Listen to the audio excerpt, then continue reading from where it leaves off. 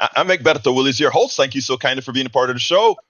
Good morning, Houston. Good morning, Harris County. Good morning to the great state of Texas. Good morning to the United States of America. Good morning to the rest of the world. And of course, good morning to every corner where our 100-watt transmitter gets to you, and not least, of course, to the internet, which puts us in every crack, cranny. And you know what? We actually get people checking in, talking in, chatting in from some different places all over. Anyway, folks, good morning to the great geniuses in the studio. How art thou Well, doing? well, Jack, we lost our 100,000 watts and we're down to We're 100. down to 100. Did I say Yeah. 100 again? Yes, you did. Oh, Oh, and good morning, Mel. 100,000 watts. And good oh, morning to Melbourne, Australia, picking us up on shortwave. Why not? yeah, why not? 100,000 watt, folks, 100,000 watt. Hey, Howard, you're Yes, back. sir. Great to see I you am. here, man. Well, it's good to be here. You get to a certain age in life where they say, "Oh, it's good to see you." I said, "It's good to be seen." But So we're doing anyhow, pretty good. We're doing all yes. right. And And later what? on, we get to play requests too, which is Oh, going to be today's the day. starting at 9:30 this morning. We'll be opening up the phone lines and taking in people's requests. In fact, Jack is the man who actually does all the work. I get to take all the credit. Jack does all the work. He Hit the pushes the work, button right Jack. into the phones. Yeah, hit the phones, Jack, and don't you come back. No, that's something else. All right, what you got for us, Jack? You got some wisdom? Yeah, just a little wish or a little thing here. We must find a better idea besides profit as humanity's goal. Profit breeds corruption. Corruption steals humanity from us. Yeah, look at Washington D.C. and you'll see that in action. I feel robbed. So do I. And I didn't even bring my wallet today. Well, they can rob you in other ways too. Yeah, they can. All right, let's turn it back over to Egberto for his fabulous show today. All And you know, right. they actually do, Jack. They actually do. You know, yesterday, remember, you had another good one where you're talking about just about the same thing. And the one thing that I wanted to bring out then was we've been sold a big bag of bad goods. What you just mentioned profits, and I want to reiterate that again. I mean, profits are not bad. Let me get that out of the way. So mom and pop store that's out there selling pizzas and making a profit.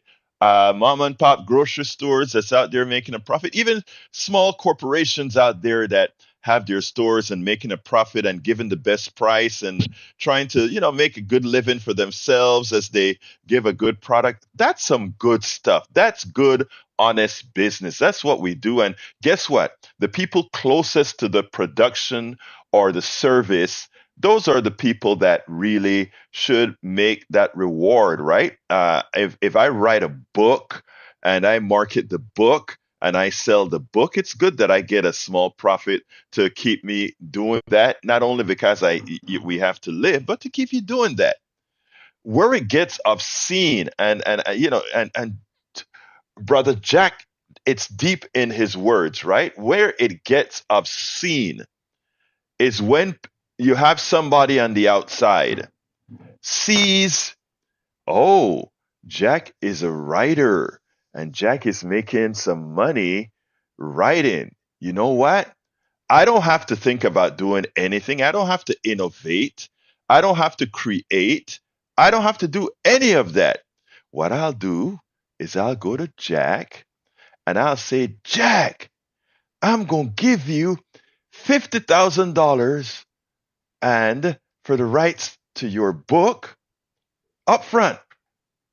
And then forevermore, I make something on your book, right? And that sounds innocent enough. That's a thing.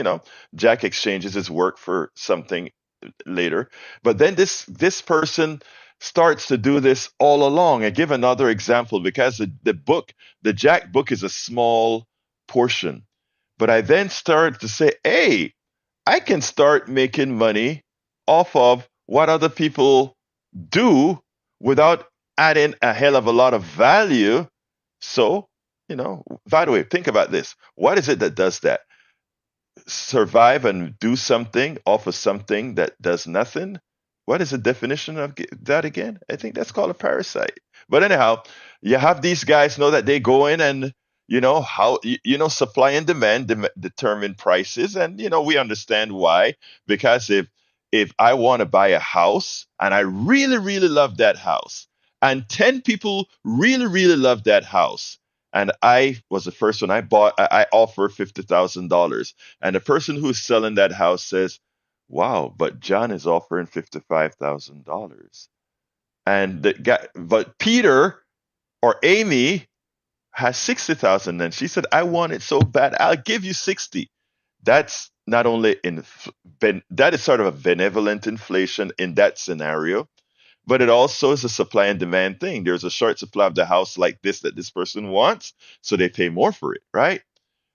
But here's how it exists in a false economy, in a capitalist type economy. We get a corporation who's made a lot of money buying Jack's book for doing nothing, right? Jack wrote a book. He made a lot of money. I mean, rather, he started to sell it. But this guy offered Jack a lot of money up front.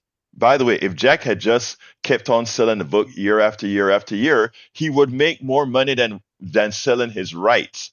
But the upfront money seems pretty good and cool, and there was somebody there to give him that upfront money. And that person continues to make a lot of money on Jack's book. Jack is still spending his 50 grand, but eventually it's going to run out. But this other guy is constantly making money off of Jack's book. Then Howard writes a book, and he does the same thing with Howard. And I write a book, and they do the same thing with me. And 1,000 people write books. So this person now has a whole lot of capital. And you know what he does? He just goes ahead and uses the same marketing scheme all these other people use. Legal, 100% legal, but I'm saying is a defect in the economic system. Let's continue now. With the profits that he makes from all those books, he wants to do something with all this money that he's getting. So he goes ahead and he at some point the real estate market crashes, right? Because people stop paying on their notes because the economy fell and so forth. And since the guy who bought Jackson Howard books is sitting on a lot of cash, when all those homes fell out of favor, he bought them all up. And he bought all these homes. And somebody said, "Oh, savvy investment, true." But what he has done to community, right, is he's taken homes out of the community, and he controls now the pricing scheme of those homes. So he gets an inflated value in the long run for the misfortune of others. And I am just giving a small example of how things work. And I know you have some listeners that are listening right now, and they're saying, "Hey, that guy sounds like a good business person. That guy sounds like a great marketer. That guy sounds like," and they would be right. But the problem is, from a societal point of view, not having regulations as far as, well, hey man, you have a lot of money, but you can't buy up 1,000 homes in that subdivision, where you will now control the pricing scheme of that house and not make a regular market control the pricing of that home. You can hold, because you have all this money, and all you've done is transferred your assets, your financial assets into housing assets. So whether it's occupied or not, you still have the asset, so you can control pricing. And what we're seeing, when you see all the rents go up right now, all the prices of homes go up right now, it's not because of inflation, it's high, but you have a manipulator that is doing something very, very legal. It's legal, but they're manipulating a market for a few, the capital few. That few that has capital has a material impact on the lives of every single one of you in that area, in that division. And that is where America is today. we have a small amount of people with capital that controls just about anything. And since capital is fungible, capital is either cash or a home. Capital is either cash or a car. Capital is either cash or goodwill. So how you transition from a home to capital again, it doesn't matter to you. If you're a real estate person that owns 500 homes, whether they're rented or not, it's still capital that you own. And as long as you can keep it in mothballs for a while till you change the market for things to go up, it's fine. All these are legal within our economic system. There are no real regulations against these things, and it distorts what you, the individual that doesn't have a whole lot of capital, pay. And they make you believe now that, hey, if John can do it, you can do it too. So don't try to stop John from doing that sort of stuff because, by the way, you have the freedom to do it. But do you? You know, do you really have the freedom to do it? So this is not my subject for today, but Jack, as usual, always gives me a teaser to go ahead and let my mind flow into putting out something that's been in the recesses of my mind. But today's program is titled, and let me get to the title. It's titled Free Market Mythology, Grassroots for Change, Biden's Economy, and the Normalization of Trump. And as usual, like I always say, I come prepared to do four subjects with me doing all the talking and having all these things. But since it's your show, if you call in and change the subject, you take precedence. Why do I always repeat this? Because we get new listeners every day, folks. Okay, that's why I repeat this. But it's your show, and if you want to change the topic, you have the right to change the topic. Every now and then there's something that I do want to get in, and I try to get it in between callers. But Gonzalo, hermano mío de Cuba, entra por favor. How are you doing, my Yes, brother? good morning, Eduardo. How are you? Happy Good Friday. morning, sir. How are you doing today? Yeah, I'm doing well. It's Friday. Okay, about the topic, I think the people you were talking about are called investors, and Yes. especially here in Texas, they were attracted by the real estate good prices compared to the ones in California and other states, Hmm. which prices are crazy, and they decided to either invest or move to Texas. That's Right. one of the reasons I think prices have gone up here. Right. Other reason is that the offer and demand is the balance is not right, so Hmm. there is less inventory, and that is a law, a principle of capitalism. If there is less offer than demand, the prices go up, and there are many reasons. I think COVID. I think I would say lack of investors, developers. But at the same time, I think the most important thing is the interest rate. And I would say that's not a Biden thing because I think the treasurer guy is it's a Republican guy, as far as I know, and he has done the best he could to go to the point that we are, and I think that's the key point to slow down the housing affordability for many people. Gonzalo, can I interrupt for a second? I want to interrupt for a second. Sure, sure. Everything that you're saying is correct about how the market actually works, including the housing market, right? All of that is correct. All I am saying is that based on how it works, first of all, there's a basal value for any home, right? The basal value for a home is the materials to build a home, the labor that it takes to build a home. That's a basal value of the home initially. Nobody pays that. They always pay a premium over that. All right. And that premium over the basal value of the home, I didn't include land because, land is, the land is whatever the land is, but that's a basal value of the home. The amount it costs to build a home and the cost of the materials in the home, that's its value. And everything over that is icing on the cake.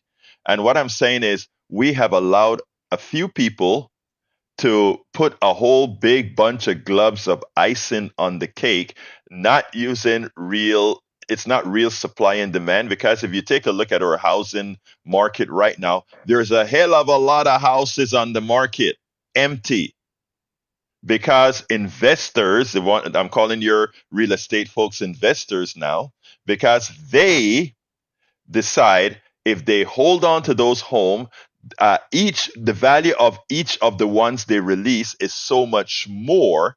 That market gets skewed up, and then it goes. They make more money. New York is going to be an interesting thing, though, because New York and other business areas, because of COVID, as you mentioned before, Gonzalo, COVID has created a new working paradigm. And that new working paradigm says, hey, a lot of people don't want to come into work anymore. A lot of people don't want to sit in an office 5 days a week. And thus, there's a whole lot of office space all over major cities.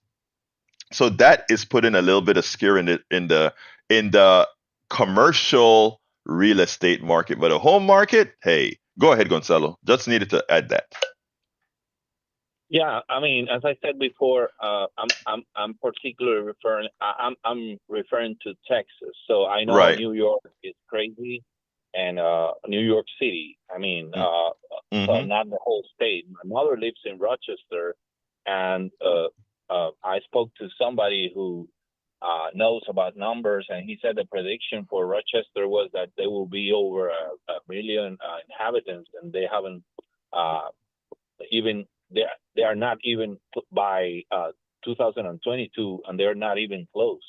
Right. So there, there is a lot of fluctuation in the mobility and the people, and Texas and Florida are the states that receive most of the immigrants because of obvious reasons. So everybody wants to be in the sun state, or it's that the temperatures and the climate is not that bad. Right. And I mean, it's getting interesting because they say that the interest rates are not going up; they're gonna be going down.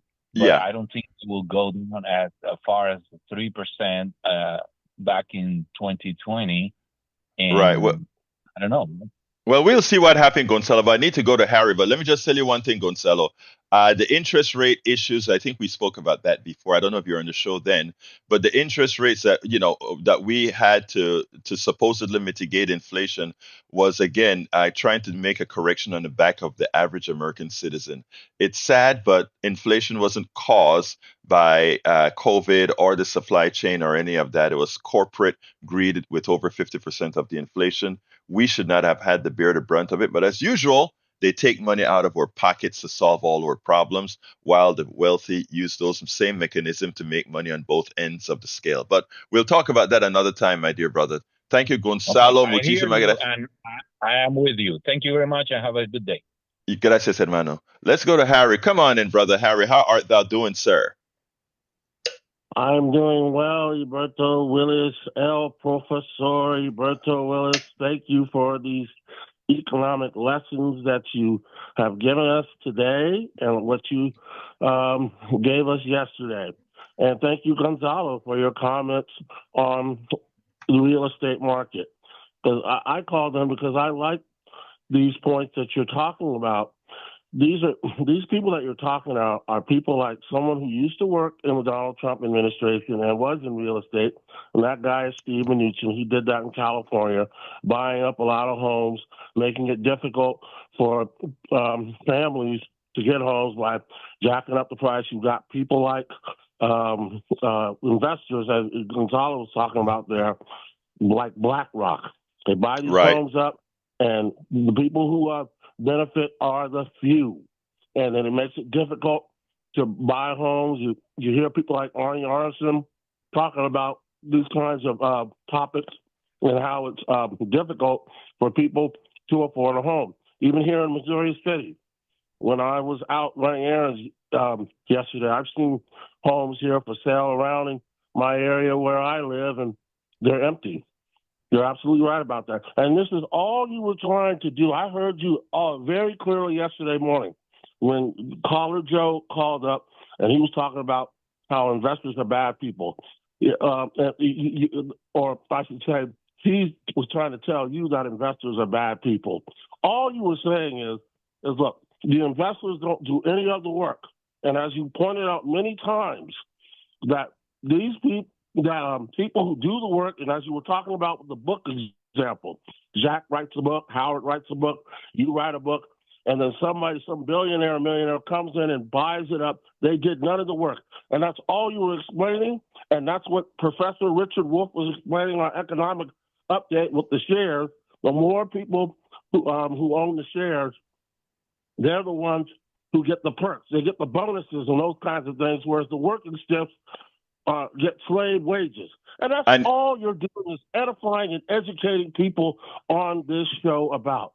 And that's Harry, I am so happy you brought that up again because that is the one part that I want inculcated into people's minds. It's not about I am not saying that these guys are doing anything illegal or anything like that. They're doing what they learned to do. And we are behaving with how we were indoctrinated. We were indoctrinated into believing that abstraction of earning money is a good thing. Capitalism does that abstraction of earning. In other words, I can make I create a secondary market that where the person who is doing the work gets it's the least of the stakeholders, and the person who owns the capital is the most. And again, that is not far removed from slavery. People want to call it voluntary, but it's not far removed from slavery. It's antiseptic now, but there are other models, Harry, and I want to stress this to the people that are listening. We're not talking communists and all that kind of stuff, but there are other economic models where you share in the spoils. Other people say, well, when the company doesn't do well, they still pay you. Are you going to take the tax cut? I mean, rather the wage cut. We already do. It's called unemployment. Corporations never lose, and we have to change our mindset into that, from a mindset of defending those who do so little and starting to defend those who support us all, the American worker. Continue, my brother. Yeah, because what you just said there is you're saying let's help the little guys who do the work. They should be able to get bonuses and perks, and not just the people at the top in the 1% get most of the money and get most of the money and benefit from the being a shareholder. The little guys need to get the same perks and benefits and have the same shares as the big guy. But again, as you said, there's that word capital, and it's he who has the most capital. I said this on the show last year when you were talking about this very sort of kind of thing. I brought up the Oliver Stone Wall Street movie when Michael Douglas's character says, "I create nothing. I own everything." And exactly. The character, let me see, Martin Sheen's character, Charlie Sheen's father, when he was telling Charlie Sheen at the end, when he was talking, or maybe in the best kind of way, it was a screwed up thing that could best happen to you. When he said, "I'm going to, Dad, I'm going to jail," and then I remember. Create Uh-huh. something with, create something with your life. Don't live off the buying and selling of others. And I want to point out one other thing you said yesterday on Steve's show. He's going to be talking about homeowners association today. But when you guys were talking about Donald Trump, I like what John Garcia said and what you said and Caller Cheryl said. Caller Cheryl is thinking the way I'm thinking when she said she's going to vote for Cornel West because he's a very honorable and honest man, and he's spoken for decades of how the Zionists, the Israelis, have been treating the Palestinians. And she was like, "Well, he will if Cornel West were to get in there, I trust him, and he would try to end this war. He would try to do whatever he could to end this war. He's not a supporter of Israel, and that he would also not try to lead us into other wars." But what you said about Donald Trump is absolutely correct. He has this way. He has a spell. He has a cult type of mindset to put us under. And when, like you said, when he doesn't get angry and say a lot of crazy nonsense things like I could shoot somebody and probably get away with it on Fifth Avenue, when he just talks normal, and it looks like that's when he's most dangerous because that's when his cult ability comes Exactly. in, Hey, and he suckers people. As I told Harry, Steve yesterday, if you heard me on there yesterday. I heard you, and look, thank you, man. I gotta go. I gotta get to Augie, but point taken. Thank you for your call, as usual, my brother. You stay Mhm. safe, all right? You do, and have a good weekend. And you too, Jack, and you too, Howard. I'll be listening to the Great Wide Open. All right, and they play the real thing. Let's go to Augie. Come on in, Augie. Hey, morning. Yeah, I was listening to Gonzalo, and he just cares about Texas. Well, I worked around the city with the phone company, and I worked in the third ward and fifth ward a lot. And I saw the changes in third ward. I remember this old man lived in a row house. He lived in it for 40 years. He rented that row house for 40 years. But then these LLCs came in and bought up all these houses, and now he doesn't know where he's going to live. And that's a reality. Um, and I was thinking about what earlier about Gonzalo also said something about what affects prices with COVID and all that. But the thing that affects prices the most is greed, and but the few people that own just about everything, they can charge prices as high as they want to, in spite of what wars that are going on and COVID and everything else.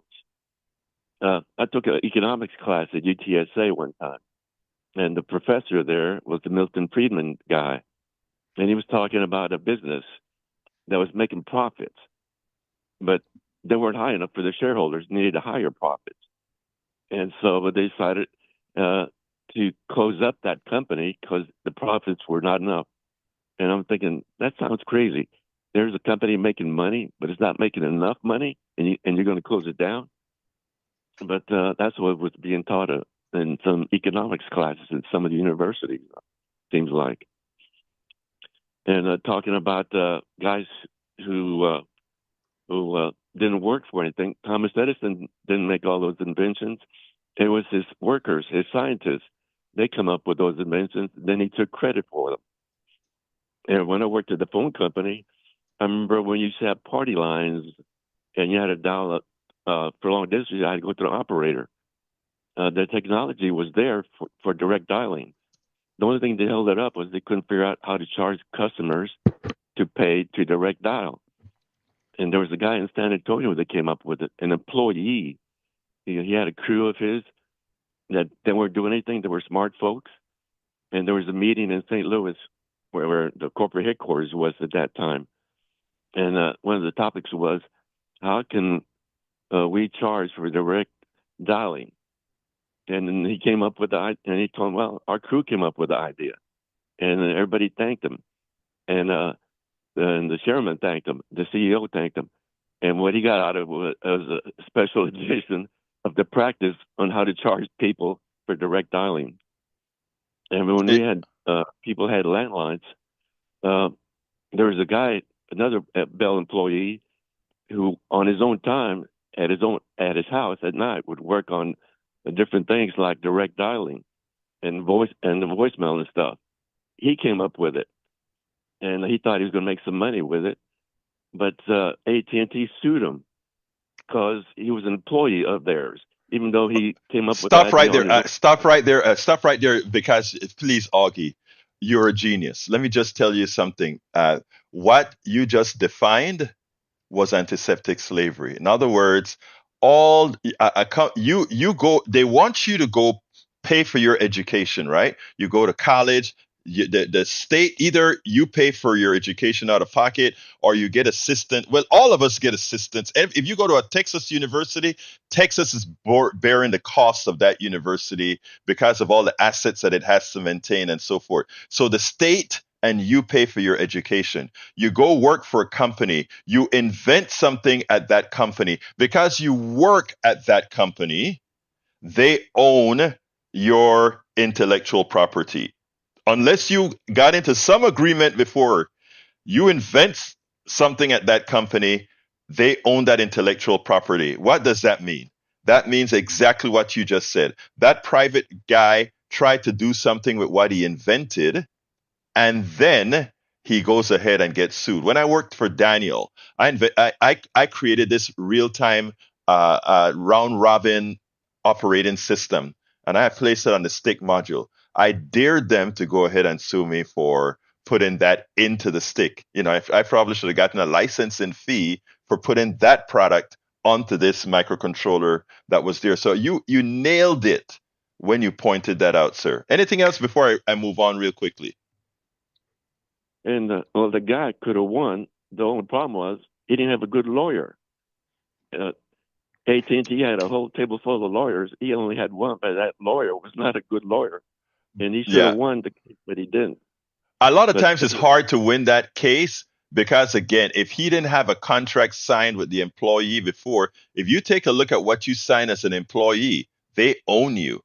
Everything that you make or whatever, they own it, right? I mean, it is such a whenever a lot of regular American workers, when I say things like the employee model currently is antiseptic slavery, they get mad at me. I am no slave, because I know what they're thinking. It's like you're trying to tell me I'm like those folks who were slaves in this country before. That's not me. And my thing is like, actually, let me just say, absent the degradation or whatever, the antiseptic slavery of today is actually more economical because the slaves had to be paid, the slave had to be fed, the slave had to be clothed. The slave had to have health care because they were machines and they had to work. They had to produce. So, to keep that capital, that slave productive, we had to keep that slave fairly healthy. But an employee, we don't. If you're an employee and you can't work today, bye bye. There's somebody else waiting to take your place. Look, there are better economic models, people. That's not the scary communism. That's not the scary socialism that everybody's really thinking. If it's not capitalism, it is something else. There are better economic models. Listen to what something that you just said, Augie. There's another thing that you said that was so important. You said the reason we didn't get direct dialing earlier is because they couldn't find a way to monetize it for the big dude to make money on it. Ask yourself this question, people and Augie. Think about how many cures are out there that are likely natural that is being held up because somebody can't find a way to make money off of it. Think about COVID and what Trump did that caused a lot of deaths in COVID. They had to get the money the way the money was going to be distributed with whatever care they were going to give or drugs first.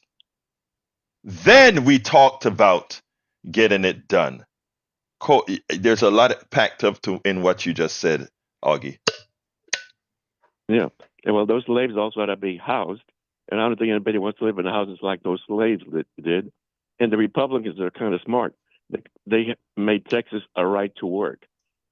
And they call it right to work. No, It's all about naming. It's all about how you name it. Hey, I need to salute Eric Hayes is in the is in our chat room, as well as Paul Fleming. Paul Fleming is Atlanta, Georgia. Eric Hayes is in Kingwood. And Eric Hayes, as usual, Eric is towing the line of the corporate structure. He says, "I'm gaslighting." I would love for him to call into the show now and tell me which item that I mentioned was in. And I ask everybody who, attacks or say something, or to either correct me. And I promise you, if you correct me about something that I say is wrong, I promise you, because it's happened before, I atone. I say, oops, I missed that one, and I atone. That is how we move forward as far as educating each other. So therefore, Eric Hayes, why don't you come on air and tell us what you just said, and let's see what is actually accurate. Please feel free to do so. Augie, anything else you have to say? Yeah, well, George Bush, he didn't want to get into politics. Somebody talked him into it. And the last 2 weeks he was governor of the state, he made these midnight laws. It was in the papers, in the Houston Chronicle. They called them the midnight laws, I think. But one of the laws was the right to be fired. And they could fire you for no reason at all. And they made it a law that made it for bosses. You can fire an employee for no reason at all. Yeah. And I talked And then it's a right to work state, man. I mean, we are a right to work state, and it sounds good. It means a right to be fired state. That's what it means. Hey, so anyway, Augie, I need to continue. Thank you, my brother, for calling as usual with insightful information. Go ahead. Thanks. Thank you, brother. Peace. Anyway, folks, 713-526-5738 is the number. 713-526-5738. By the way, Eric, Augie doesn't have to leave his job. Augie is retired. Augie did very well for himself, and Augie is a big supporter of KPFT. Augie is not a parasite like a lot of some in our other class. He did well, and he wants to do well by us all in the United States of America and beyond. So, get off the rhetoric, my friend. We have good people around here. We have good people who are talking this talk, that are doing real stuff to move America forward. Guy Jack comes in the morning every day, making sure that people can hear this. You have Howard all over the damn place, making sure this 100,000 watt, Howard, I said it right this time, 100,000 watt transmitter can get things all over the state and beyond. Anyway, folks, hey, wow. Jack, we've been restored to 100,000 watts. We Look, started off with 100. Now we got 100,000. You're not going to make me forget that. Look, I have a 17-minute video that I wanted to play, but I'm not going to do it because we don't have enough time. So I'll play it I'll play it probably on Monday on the air. It's a local group called Somos Spring Branch. Okay, I repeat. Somos is SOMOS, Spring Branch.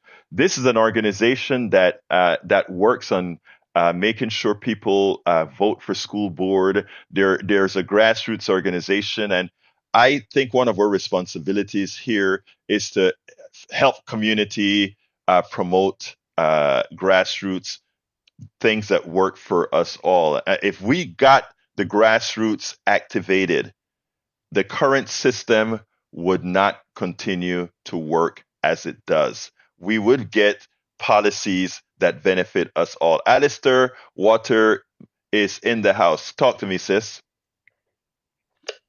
Hey, good morning, brother. Good morning, Houston and everybody else. I just got to say, the keyboard warrior is at it again with Eric Hayes. He's mighty powerful behind the keyboard, typing in gaslighting and all of that stuff. But he has no facts, and he can't back his facts that he claims he has. So I just wanted to put that out there. He ain't ever going to call in the show because he's too nervous and too afraid to be called out for his BS.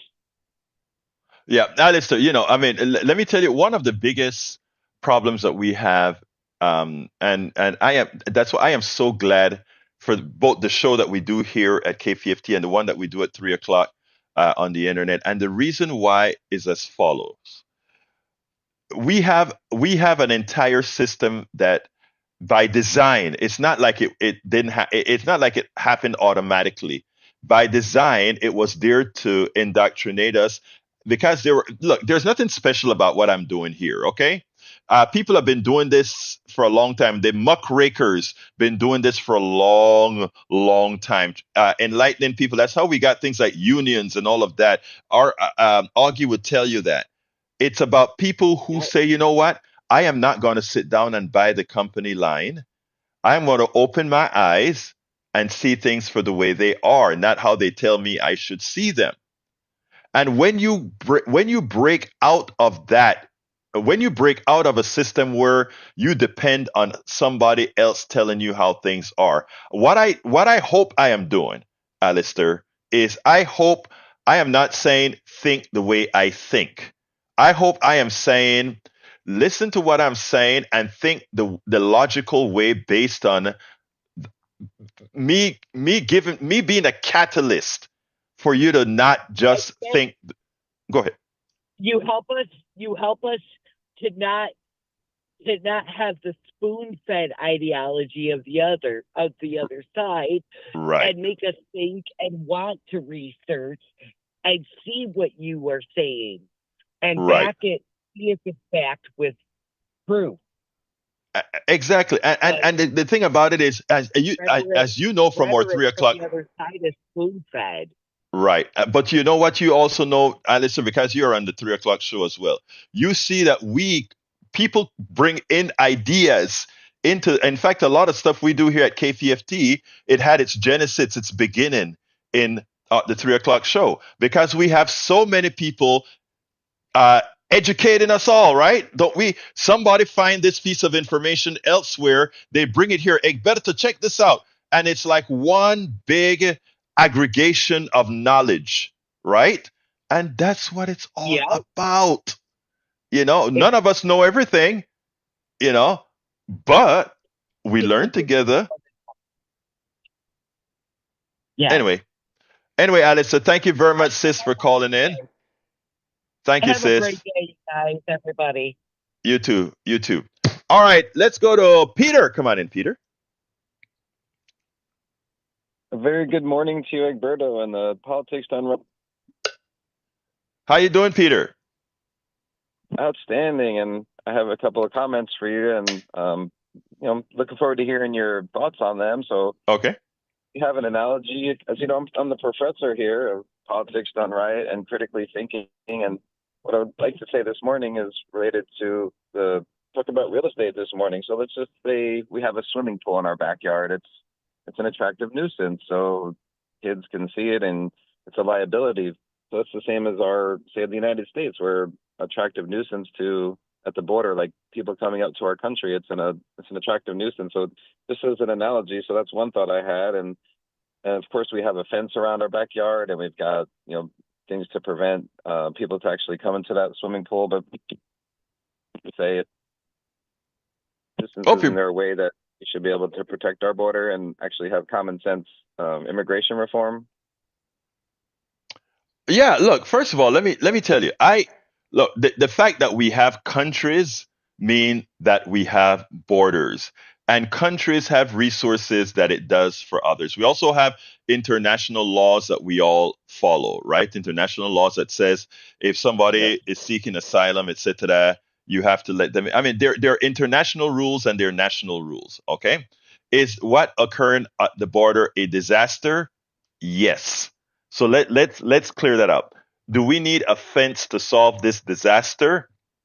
Actually, a fence to solve the disaster at the border is nowhere close to a fence to protect people from coming into your backyard or for going into your swimming pool. They are two distinct things. That's almost as that sort of analogy is similar to the analogy I hear people make about your personal credit card and the national debt.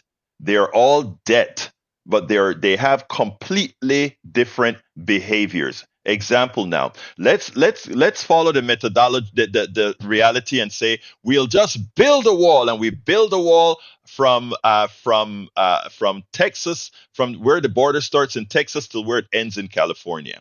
Oh, that sounds good. And let's say that we build it so well that we invested the money to make it 1,000 feet deep so that they can't go under it, and 100 feet high so that it'll take them so much effort to get a ladder to put it over that it can't do. Two things. The wall didn't work all that well for Israel, but that's beside the point. The point is, instead of investing all of that in building an impenetrable wall on the south for people to come in, you create people don't leave their homes because they just want to leave their homes. People leave their homes in other countries because there is a problem there. So if we want to solve the problem, we don't solve it by being animals with good people at the border. And by the way, we do need a lot more workers in this country, but we don't do bad, and we don't show our colors by harming those people at the border.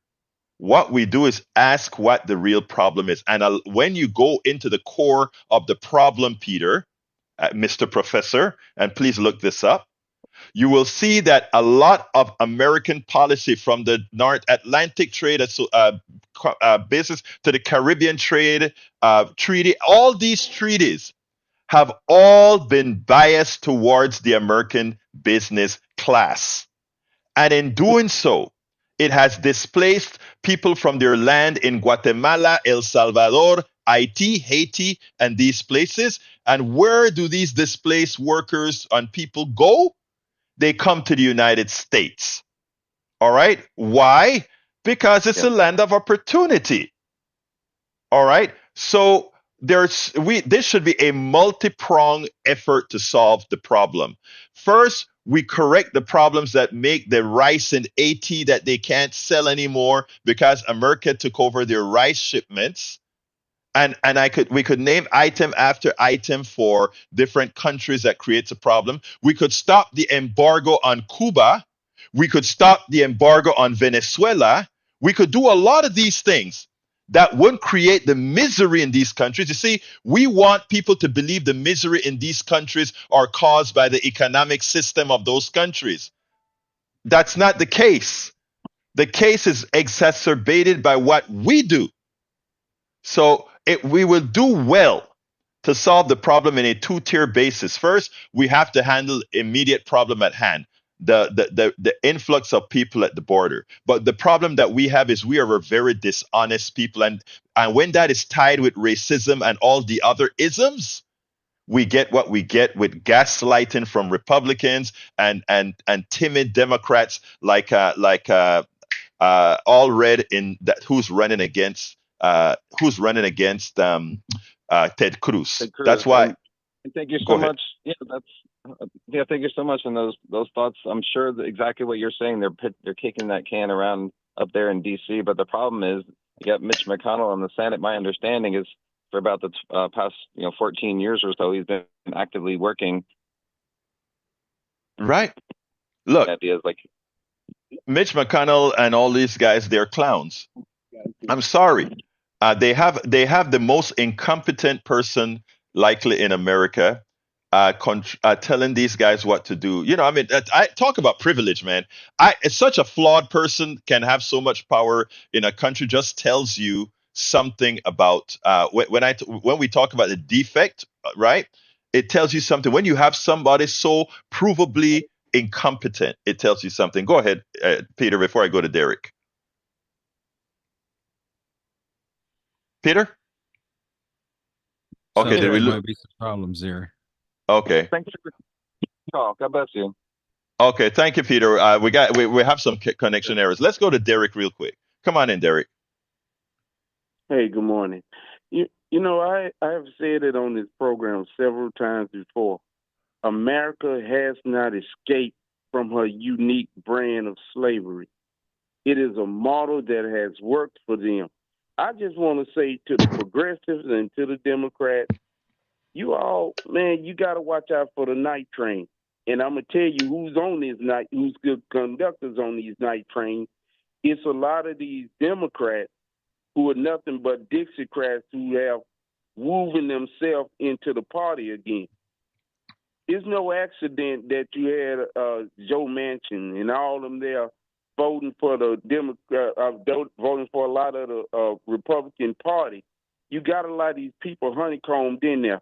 And I want to say this, Alberto.